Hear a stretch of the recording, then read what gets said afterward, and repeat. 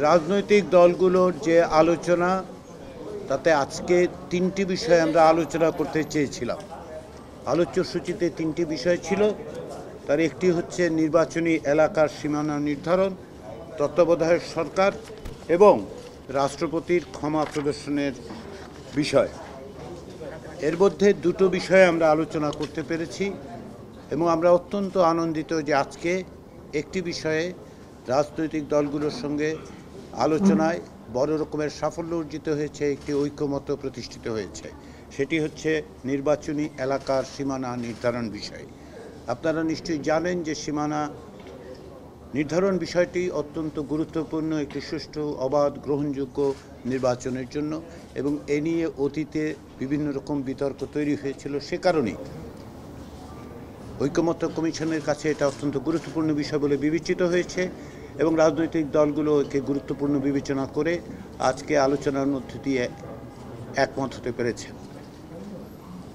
ঐকমত্য যেটা প্রতিষ্ঠিত হয়েছে তা হচ্ছে, এখানে দুটো বিষয় ছিল। একটি হচ্ছে আশু ব্যবস্থা, যেহেতু আমরা নির্বাচন কমিশনের পক্ষ থেকে নির্বাচনী প্রক্রিয়া এবং সীমানা নির্ধারণ ইত্যাদি বিষয়ে পদক্ষেপ লক্ষ্য করছি, সে কারণে, এবং নির্বাচন ব্যবস্থা সংস্কার কমিশনের পক্ষ থেকে যেহেতু সুস্পষ্ট সুপারিশ ছিল, সে কারণে একটি বিষয় ছিল যে আশু ব্যবস্থা কি করা যেতে পারে। দ্বিতীয় আরেকটি ছিল দীর্ঘমেয়াদে সাংবিধানিকভাবে স্থায়ী ব্যবস্থা করা। সেদিক থেকে দীর্ঘমেয়াদে স্থায়ী ব্যবস্থা হিসেবে যে ঐকমত্য প্রতিষ্ঠিত হয়েছে তা হচ্ছে এইরকম: প্রতি আদমশুমারি বা অনধিক 10 বছর পরে সংসদীয় নির্বাচনী এলাকার সীমানা নির্ধারণের জন্য সংবিধানের অনুচ্ছেদ 119-এর দফা 1-এর গ এর শেষে এবং শব্দটির পর আইনের দ্বারা নির্ধারিত একটি বিশেষায়িত কমিটি গঠনের বিধান যুক্ত করা। এটি আমরা বলছি সংবিধানে যুক্ত করার জন্য, যার অর্থ হচ্ছে এই যে নির্বাচনী এলাকার সীমানা নির্ধারণের ক্ষেত্রে একটি বিশেষায়িত কমিটি তৈরি করা হবে, যা সংবিধানের মধ্যেই অন্তর্ভুক্ত আছে, বলা হচ্ছে যে করা হবে। এখন এই কমিটির ক্ষেত্রে এটা আরও বলা হচ্ছে যে সংশ্লিষ্ট জাতীয় সংসদের সীমানা নির্ধারণ আইন 2021, যেটা 2025 সালে সংশোধিত হয়েছে, তার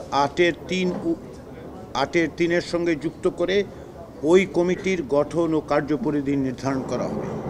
আমরা সংবিধানে কিছু বিষয় যুক্ত করার কথা বলছি এবং তার পাশাপাশি সেটাকে বাস্তবায়নের জন্য আইনের মধ্য দিয়ে কমিটির পরিধি এবং কার্যপরিধি এবং গঠন নিয়ে যাতে সুনির্দিষ্ট আইন থাকে সেটার কথা বলেছি। এ ব্যাপারে সকল রাজনৈতিক দল একমত হয়েছে। এটা হচ্ছে দীর্ঘমেয়াদে স্থায়ী ব্যবস্থা হিসেবে।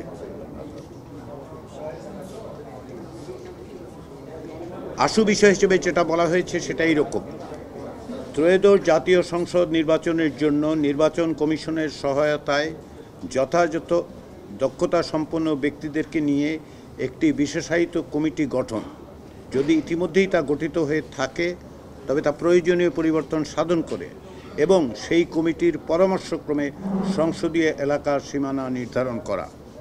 আমরা এটা সরকারের কাছে অবহিত করব, কমিশনের পক্ষ থেকে আমরা নির্বাচন কমিশনকে অবহিত করব যে বর্তমানে যে বিশেষায়িত কমিটি আমাদের জানা মতে ইতিমধ্যে গঠিত হয়েছে, কিন্তু সেটা প্রয়োজনীয় পরিবর্তন যাতে করা হয়, যাতে করে রাজনৈতিক দলগুলোর ঐকমত্যের বিষয়টা প্রতিফলিত হয়।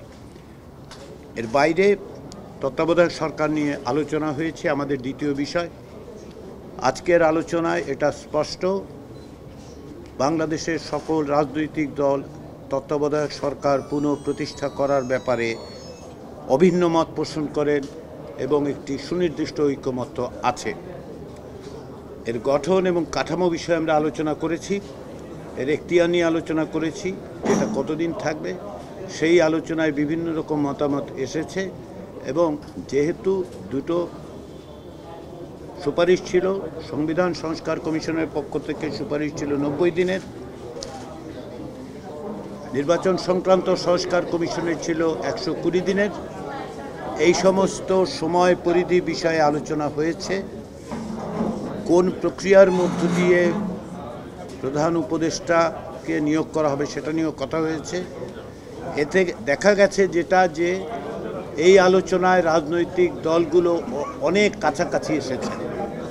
এটা আমি অত্যন্ত আনন্দের সাথে বলতে পারি যে আজকের আলোচনায় তত্ত্বাবধায়ক সরকার ব্যবস্থা সম্পর্কে রাজনৈতিক দলগুলোর মধ্যে যে খোলামেলা আলোচনা হয়েছে এটা অত্যন্ত ইতিবাচক। আমরা দীর্ঘদিন যাবৎ এই তত্ত্বাবধায়ক সরকার ব্যবস্থা পুরো প্রতিষ্ঠার জন্য সকলে সংগ্রাম করেছি। প্রত্যেকের বিভিন্ন রকম ধারণা আছে, কিন্তু আজকের আলোচনার মধ্য দিয়ে আমরা অনেক বিষয়ে কাছাকাছি এসেছি এবং রাজনৈতিক দলগুলো কাছাকাছি এসছেন, পরস্পরকে বুঝেছেন, যেটা আমরা মনে করি আগামীতে খুব স্বল্প সময়ের মধ্যেই আমরা এর কাঠামোগত দিক, প্রধান উপদেষ্টা নিয়োগের প্রক্রিয়া, এর মেয়াদ এবং অন্যান্য বিষয়ে আমরা একটা ঐকমত্যের জায়গায় যেতে পারব।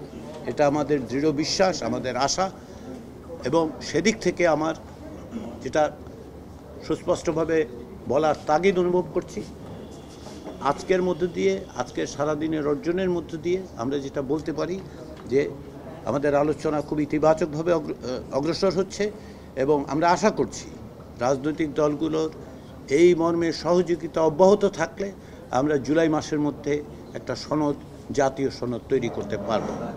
আপনাদের সবাইকে ধন্যবাদ। যেহেতু রাজনৈতিক দলের নেতারা অপেক্ষা করছেন সেহেতু আমি আর প্রশ্ন নিচ্ছি না, তবে আপনাদেরকে আবারও আন্তরিক ধন্যবাদ জানাচ্ছি কমিশনের পক্ষ থেকে। ধন্যবাদ।